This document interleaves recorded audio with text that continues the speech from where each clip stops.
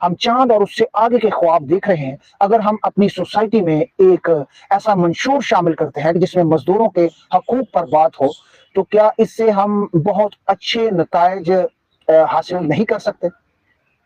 کیا ہم کالونی کو بہتر بنانے کے ساتھ ساتھ اپنی رہائشوں کی تنظیم و آرائش کے ساتھ ساتھ اپنے گرین بیلٹس کو بہتر سے بہتر اور سیکورٹی کو بہتر سے بہتر بنانے کے ساتھ ساتھ اگر ہم اپنے گھروں میں کام کرنے والے مزدوروں کو ان کی طرف ایک چھوٹا سا قدم بڑھاتے ہیں، تو کیا اللہ رب العزت کی ذات ہمارے گھروں میں امن، سلامتی اور خوشحالی برقرار نہیں رہے گی؟